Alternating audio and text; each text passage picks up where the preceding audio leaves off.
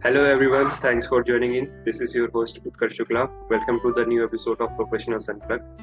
Let me introduce you to my guest, Dr. Mandy. Dr. Mandy, thank you so much for joining in. Thank you for having me, Utkarsh. Thank you so much, ma'am. So let us begin with the very basic question. So, ma'am, can you please tell our audience about yourself, like your work, your profession, like what you are doing, what service you are providing? Mm-hmm. Well, if I would have to say in a sentence who I am and what I do, I would say I'm an explorer and I'm very curious.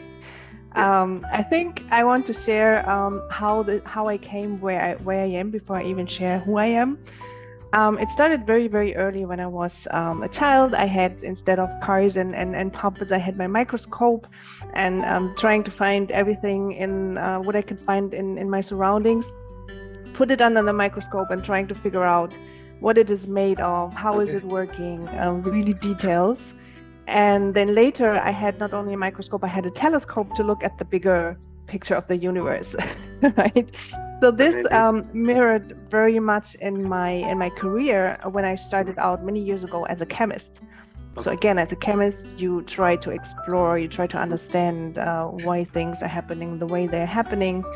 And later I understand it's also important not only to know why, but to do something with it. So I transitioned from being a chemist to being an engineer.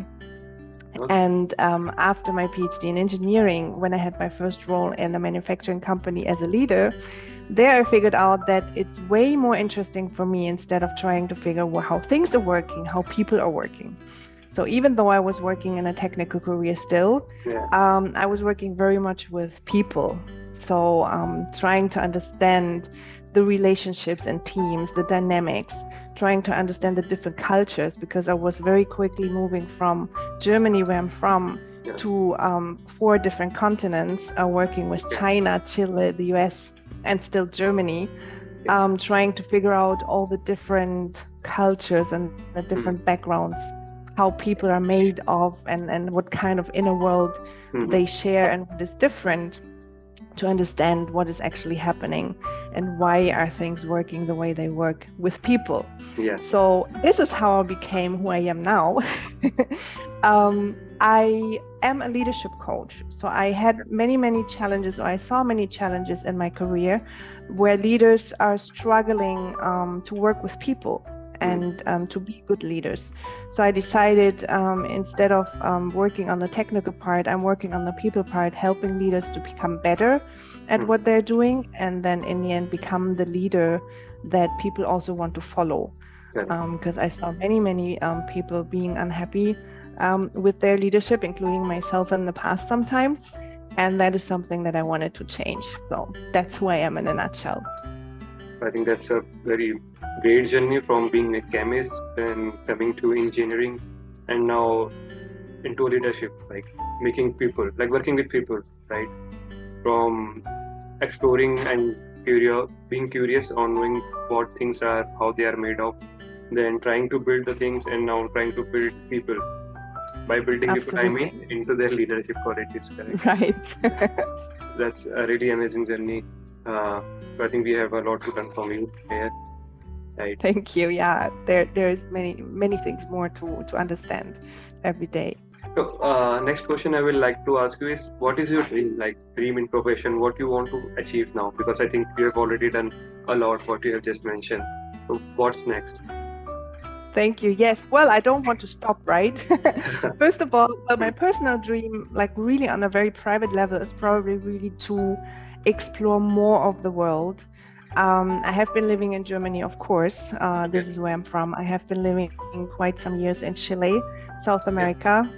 Then I had a short stop in Spain, and now I'm here living in the United Arab Emirates in Dubai for a year already. And that should not be my final destination. So I really would like to not only travel, I have been traveling to way more countries, but also live for some time in other countries in order to understand even more of the people. To explore more of the differences in culture and including this into my work. So my dream on the work perspective is making the world a better place, or contributing to making the world a better place by helping leaders to become better and not only working on the business side of things, but working on the relationship. So when you have happy people around you, the business works itself, right? Happy Correct. people work better. Correct. And many leaders focus on the numbers, on the money, on the results, and they forget about the people. And in the end, we're still everything, even though you work on technical things, and even though you work on AI, it's always still people behind it. And if they're happy, everything works better. Yeah, I think people are the roots of any organization. Once you need to, I think, nourish the roots. Once they are properly nourished, I think then you only going to get the fruits or the shadows from the plants that you are trying to build, right? So absolutely. I think organization can be taken as an example of a tree or a plant, like where the roots are your people, right? The people who are working in the organization. The older the people there are in the organization, the more I think the success defines it, right? Because people only stay in the organization when they feel comfortable, when they feel like their boss is good or their leader is good, when they want to follow their leader. I think it's only when people thrive to stay in a particular organization. As I have seen, like people are now constantly changing from 1 year or 2 years, they are constantly changing their organization. But at the same time, there is a set of people who wants to remain in their company. Like, so I think the only thing that stops people to stay in a company for a longer duration of a time is their leader, like the one who is managing them or the one who they are following in their organization.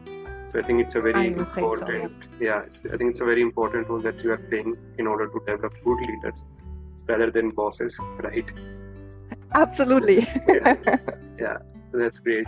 So final question, any particular story you want to share from your journey till now? I think you will be having many stories, but any particular 1 or 2 stories that you think should be heard by the people around the world? Well, I would, of course, I would love to stay in the people side, right? And I would like to emphasize a little bit more the importance of emotional intelligence in the workplace. So being a chemist and an engineer, in my past, I was very often asked, why are you so interested in people and emotions?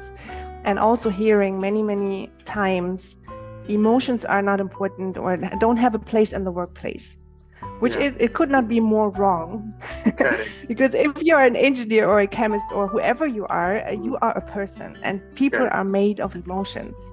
There is no way that there is a single moment in your life where you don't have any emotion. You might not always be aware of your emotion. That's a different story. And that's part of emotional intelligence. But you are made of emotions. And actually the emotions you're feeling and how you're responding to them are influencing your thoughts. And then your thoughts are influencing your behavior, and your behavior drives your success. If you're successful or not is determined by your behavior, but in the end, it comes from your emotions and how you manage those. So the first thing is understanding them. So understanding yourself and understanding what's going on. And here is the connection to the chemistry, right? Trying to figure out how things are working. And it's also chemistry that is happening in the people's brain when there's emotions happening. So, and the engineer comes in when then making something with those emotions or with those understandings. So now I do know why am I feeling the way I feel? Why are you feeling the way you feel? What's your need? But I still don't know what to do. So now finding out how to manage, not controlling, you cannot control emotions, but you can manage how you respond. And by managing how you respond, you can create better relationships with people. And that's the basic of leadership, right? Understanding the needs, giving those needs, having good relationships, and people follow you. So I think it was more an anecdote than really a story of my life. But that is what I'm seeing everywhere, and I think it's very important to emphasize this. I think this is a very common thing, that emotion intelligence, like people are neglecting it, I think, in some of the organizations or once the organization grows. But it's the most important thing in anyone's life or in any corporate world, right? So knowing your employees' emotional strengths or emotional weaknesses, it's good to have, because everyone can't be happy all the time and everyone can't be sad at all the time. So you must know what to say and what kind of emotions you need to stimulate to the other people, right? Like when you are speaking, like if you are a leader and you are speaking to your employees, you don't know what your employee is in current state right now or what emotional stage he is going through, right? So it's very important to understand that the person you're talking to is also a human. He also has emotions, and at the same time, you don't know his state, right? So it's like what state he is in, like what emotional stage he is in, right? So it's very important to know what to talk and in what tone to talk, so that the other person doesn't feel emotionally broken down, or he doesn't feel like person is trying to order something to him, at the same time trying to have a work from him, right? So it's pretty important to know the emotional things of your employees as well, or emotional things of your colleagues, not only employees, but the persons you are working with, your colleagues or your friends, right? It's a very Absolutely. important part in the day-to-day life as well, not only in the corporate. So totally agree with you on this. Yeah. And when you're empathetic, you can, like, when you know how to address something, you can influence positively and also negatively the emotional state of a person, as you said. Yeah. So by understanding and knowing, feeling what the other person is feeling, you can course correct your relationship. And again, it's also very important to understand yourself first. Yeah. And to manage your own temperament sometimes, maybe, before you just bring it out there. Yeah. I think knowing yourself firstly, and trying to make sure when you talk to a person, you are kind to them, because temperament plays a key role in any organization or in anyone's life, not only in organization, in life also. Like when you talk to the other people, it's important to know what temperament you are talking to them, how they are feeling, because at the right feeling and emotion both are kind of same, right? So it's very important to know those aspects as well, right? So well said. Like emotional intelligence is something now we need to focus on after artificial intelligence, because most of the people are not talking about AI, but no one is paying attention to the EI part that is also need to be there, that AI can't have. Right. You can't have emotions. A good mix of everything, right? I'm a firm believer in synergy, so you can take the best of everything and make something even better. It unfortunately works in the other way as well.